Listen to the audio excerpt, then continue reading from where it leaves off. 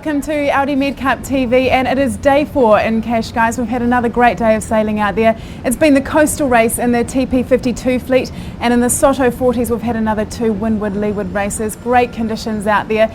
Joining me in the studio to have a chat over the day's events is Willie Beavis from Run and David Alicia, I got that right, didn't I? From 22 Portuguese sailing team. Thanks so much for joining us, guys. Willie, first of all, congratulations on the win in the coastal race today. It was pretty exciting out there, wasn't it? Yeah, it was a really good day, really good conditions. It was a bit light in the beginning, but up by the top marks with good breeze and a good runs, really good. It was the very first win in the TP52 class and the Audi MedCup circuit for Run. Today, a very exciting day, but of course Cascais has been a wonderful venue for sailing. It is also a fantastic venue just up the way if you take a little 5-minute drive up the coastline in a place called Gincho, a world famous surf beach, and we've sent a couple of the guys out surfing this morning.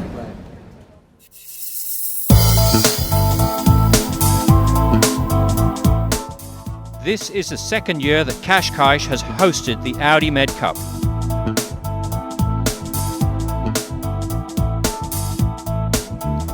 Cascais is one of just a few European sailing venues that benefits from reliable northerly trade winds.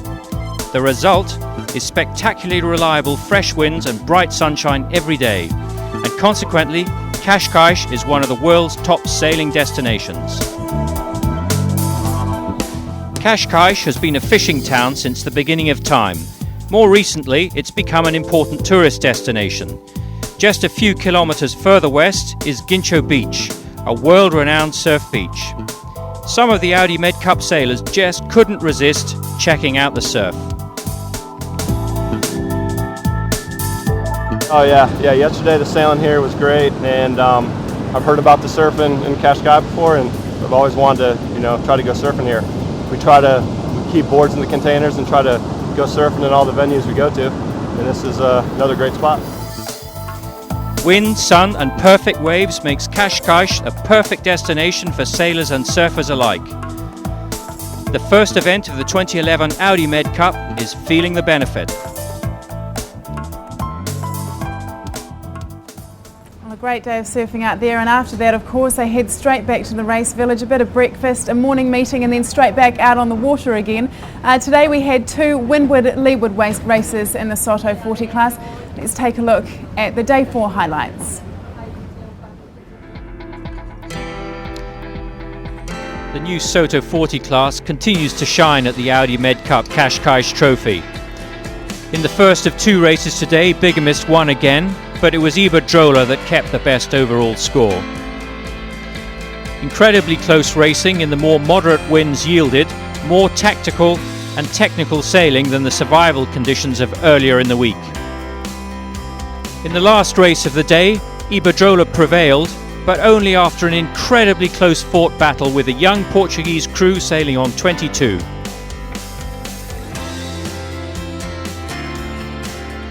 They gave it everything and are happy to have moved up into a joint second position. They look forward to the final 2 races of the Audi MedCup on Sunday.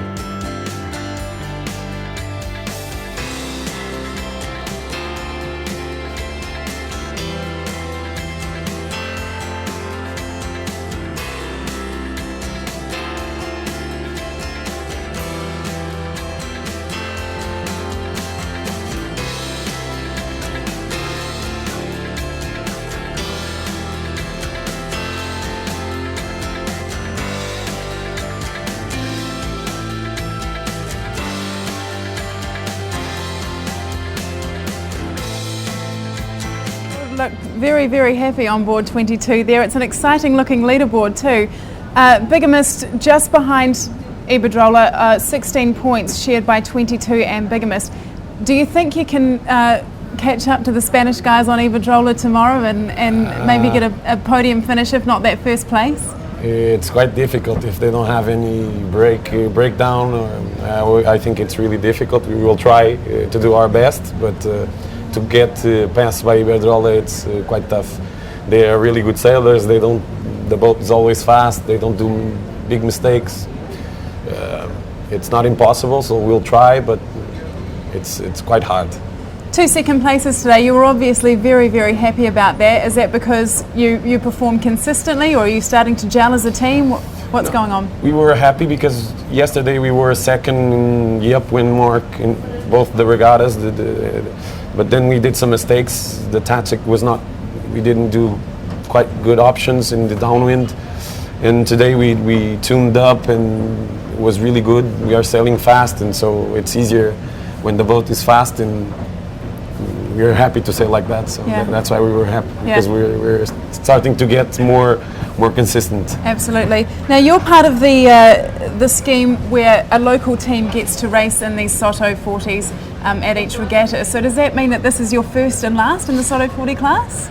That will be like a mystery. We don't know. We're trying to. We gathered this team like 2 weeks ago. We sailed just 3 days before the event. We're trying to put up a team to get into the other races of the circuit, but it's not that easy. But we're in good shape because we're doing good in this regatta, and maybe the sponsors will be happy, and if they will, we will see you in Barcelona. For sure. Something. Now you're from just up the coast in Lisbon. Yeah. Cascais is putting on a pretty good show for us, isn't it? Yeah. Actually, this is my second home.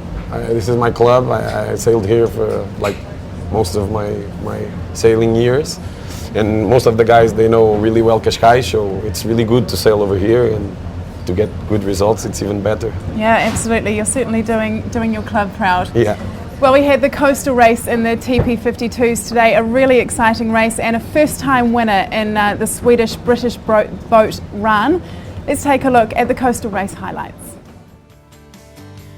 The 1.5 point scoring coastal race for the TP52 fleet was a 35-mile race today, taking the fleet out into the strong winds of the Atlantic to the west at Cabo Raso, and then back to the calm winds up the River Tage in front of Lisbon to the east before sailing to the finish in front of Cascais. Nicholas Sennström's Ran started well, sailed an intelligent first beat, and rounded in the lead for the first time at the Audi MedCup trophy. Strong winds as they went further west meant for some really good sailing downwind once again with these great boats. A key moment in the race was at the end of the long beat and the start of the windy run. Container and Brebon sailed too far south before turning east and lost touch with the leaders. This would prove to be costly.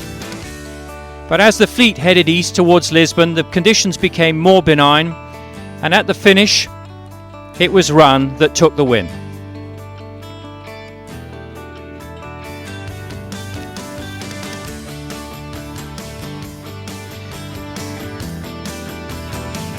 Quantum finished second to consolidate their position at the top of the leaderboard.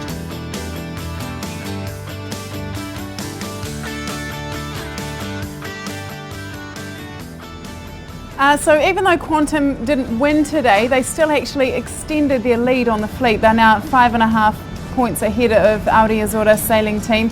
Container in third place, Synergy in fourth, and then Run down in fifth. But I guess, Willie, for you guys, it's the confidence boost that's the most important thing today, right? Having that first win. Oh yeah, definitely. It was a much needed by all the members of the crew.